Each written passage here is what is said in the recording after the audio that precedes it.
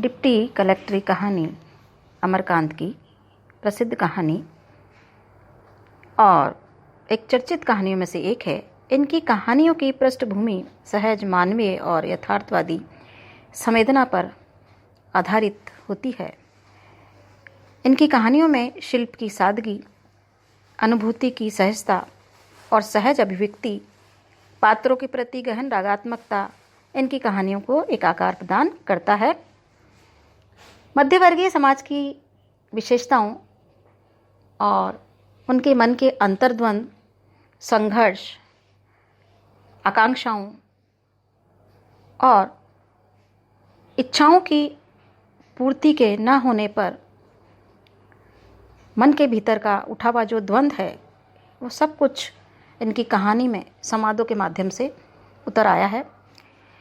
Deputy कलेक्टरी कहानी इसी प्रकार की है जिसमें शकलदीप बाबू का पुत्र नारायण और शकलदीप खुद स्वयं अपने पुत्र के डिप्टी कलेक्टर की परीक्षा में पास होने के स्वप्न देखते हैं, लेकिन स्वप्न की जब वो टूटन है उसको वो किस प्रकार से महसूस करते हैं और वो उस जो पीड़ा है उस सपनों के टूटने की, महत्वाकांक्षा के बिखरने की, तो ये पात्र किस प्रकार से अपने आप को संयत करते हैं, संभालते हैं, इसी द्वंद्व को अमरकांत ने प्रस्तुत कहानी में व्याख्यायित किया है। और यही कहानी की मूल संवेदनाएं। अब तक हमने देखा कि शकलदीप बाबू जो है वह अपने पुत्र नारायण के लिए पहले तो भला बुरा कहते हैं कि अभी ये छोटी मोटी परीक्षा में पास नहीं हुए तो आगे क्या पास होंगे, लेकिन बाद में उनका जो है अपने पुत्र के प्रति जो मोह है वो जागृत होता है और वो फीस के पैसे जुटाते हैं। कहते हैं कि हमारे लड़के में खराबी क्या है, 100 रुपये बबुआ को दे देना, आज ही फीस भेज देंगे, होंगे जरूर होंगे, बबुआ डिप्टी कलेक्टर अवश्य होंगे, कोई कारण ही नहीं कि वह न लिए जाएं। लड़के के जहन में कोई खराबी थोड़ी है, राम राम, नहीं चिंता की कोई बात नहीं, नारायण जी इस बार भगवान की कृपा से डिप्टी कलेक्टर अवश्य होंगे। अब जमुना और इन दोनों के संवाद उससे पूर्व हमने देखा है, पढ़ चुके हैं हम कि वो दोनों में जो है नोक झोंक भी होती है फीस को लेकर, लेकिन फीस का वो इंतज़ाम करने के बाद में सारी स्थितियां सहज होने लगती है। अब देखिए कि शकलदीप बाबू अपने कमरे की ओर लौट पड़े, पर कुछ दूर जाकर फिर घूम पड़े और फिर जिस कमरे में जमुना गई थी उसके दरवाजे के सामने जाकर के खड़े हो गए। जमुना को ट्रंक में रुपए बंद करते हुए देखते रहे, फिर बोले, गलती किसी की नहीं, सारा दोष तो मेरा है। देखा ना, मैं बाप होकर कहता हूँ कि लड़का ना काबिल है। नहीं नहीं, सारी खुराफात की जड़ मैं ही हूँ और कोई नहीं। मतलब अपने आप पे दोषारोपण करते हैं। देखिए मध्यम वर्गीय जो परिवार है उसका जो है संघर्ष है, उसका जो चिंतन है, उसकी जो सोच है, उसकी जो महत्वाकांक्षा है वो पूर्ण न होने पर वो किस प्रकार से एक जो है अंदर एक दर्द महसूस करता है, एक पीड़ा महसूस करता है। ये सारा कुछ यहाँ पर इस कथन में, इस संवाद में उतर आया है, क्योंकि यहाँ पर जो है विवशता है अपने पुत्र के लिए कुछ न कर पाने की, और फिर वो गुस्साते हैं उसके ऊपर कि भाई ये कुछ नहीं कर पाया, तो कहते हैं कि सारा दोष उसका नहीं है, ये सारा दोष किसका है, मेरा है। और यहाँ पर इस प्रकार से एक आम आदमी की जो पीड़ा है, आम आदमी की जो सोच है, आम आदमी का जो संघर्ष है, उस कहानी में, इस कहानी के अंदर जो अमरकांत ने प्रस्तुत किया है। एक दो क्षण वो खड़े रहे, जमुना ने कोई उत्तर नहीं दिया तो कमरे में जाकर कपड़े उतारने लगे।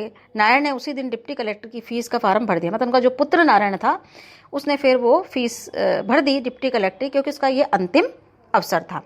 दूसरे दिन आदत के खिलाफ प्रातःकाल शकलदीप बाबू की नींद उचट गई। वह हड़बड़ाकर आंखें मलते हुए उठ खड़े हुए बाहर ओसारे में आकर चारों ओर देखने लगे। घर के सभी लोग निद्रा में निमग्न थे। सोए हुए लोगों की सांसों की आवाज और मच्छरों की भनभन सुनाई दे रही थी। चारों ओर अंधेरा था, लेकिन बाहर के कमरे में धीमी रोशनी आ रही थी। शकलदीप बाबू चौंक पड़े और पैरों को दबाए कमरे की, मतलब वो देखने लगे कि आखिर में हो क्या रहा है। उनकी उम्र 50 के ऊपर होगी। वह गोरे नाटे और दुबले पतले थे। उनके मुख पर अनगिनत रेखाओं का जाल बना था। कहने का मतलब है कि यहाँ पर जो मध्यम वर्गीय जो परिवार हैं, उनकी जो चिंताएं हैं, उनकी जो पीड़ा है, उनका जो दर्द है, वो सारा कुछ यहाँ पर व्यक्त हुआ है। कि देखिए उनकी आर्थिक स्थिति तो अच्छी थी नहीं, लेकिन बच्चों की जो महत्वाकांक्षा उसकी पूर्ति के लिए किस प्रकार से माता पिता संघर्ष करते हैं, मेहनत करते हैं और किस प्रकार से वो पैसा जुटाते हैं, ये सारा इसमें व्यक्त हुआ है। और उनकी बाहों और गर्दन पर चमड़े झूल रहे थे। दरवाजे के पास पहुंचकर देखा पंजे के बल खड़े होकर होठ दबाकर कमरे के अंदर, तो लड़का नारायण ध्यानपूर्वक कुछ पढ़ रहा था। शकलदीप बाबू कुछ देर तक आंखों को साश्चर्य फैलाकर अपने लड़कों को देखते रहे, जैसे किसी आनंददायी रहस्य का उन्होंने अचानक पता लगा लिया हो।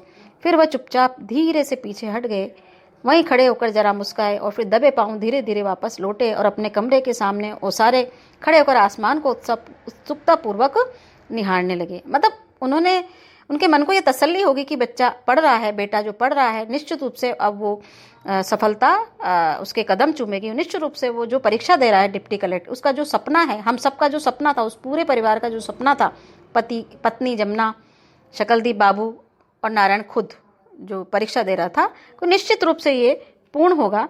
उनकी आदत 6 साढ़े 6 से पहले उठने की नहीं थी, लेकिन आज उठ गए थे तो मन अप्रसन्न नहीं हुआ। आसमान में तारे अब भी चटक दिखाई दे रहे थे, बाहर के पेड़ों को हिलाती हुई, और आंगन में न जानो किस दिशा से ताजी हवा उनको आनंदित उत्साहित कर रही थी। वो पुनः मुस्कुरा पड़े, धीरे से बोले, चलो सब अच्छा है। मतलब बच्चे को जब उन्होंने पढ़ते हुए लालटेन की रोशनी में देखा तो उनके मन में एक सांत्वना सी हुई, एक तसल्ली हुई कि अब तक वो उसको दोषारोपण कर रहे थे कि बच्चा पढ़ता नहीं है, मेहनत नहीं करता, उसको भला बुरा उन्होंने कहा, तो उनको खुद के ऊपर बड़ी ग्लानि महसूस हुई। और यही जो पीड़ा है, यही दर्द इसके अंदर महसूस वो हुआ है और व्यक्त करते हैं।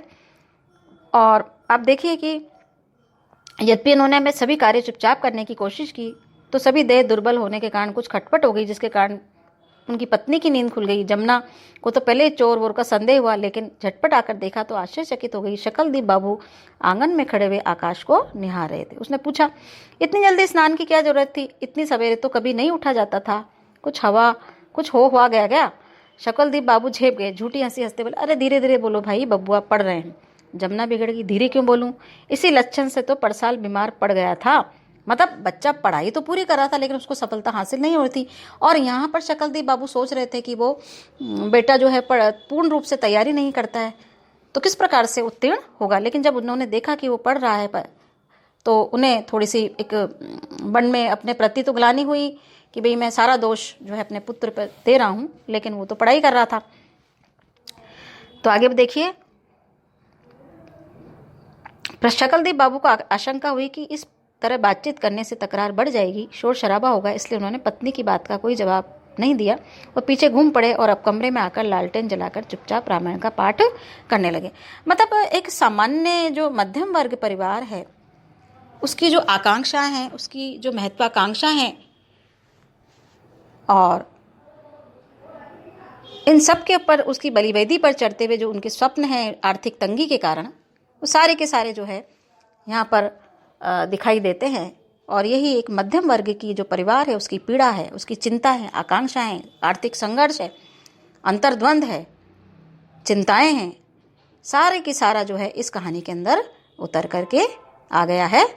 और इस प्रकार से कहानी की जो मूल संवेदना है, एक आम आदमी की जो है स्वप्न, महत्वाकांक्षाएं, उनके बनने और बिगड़ने का जो है समय, बनने और बिगड़ते जो स्वप्न हैं, उन सबको यहाँ पर संवाद के माध्यम से जो है अमरकांत ने एक तरह से हमारे समक्ष जीवंत कर दिया है कि किस प्रकार से एक व्यक्ति जिसके पास आर्थिक रूप से जो उसकी स्थिति अच्छी नहीं है, लेकिन फिर भी वो स्वप्न देखता है और स्वप्न के लिए कितना संघर्ष करता है, और जब उस स्वप्न उसकी पूर्ति नहीं होती, परिणति सही परिणाम उसको नहीं मिलता है, तो उसका मन किस प्रकार से टूटता है।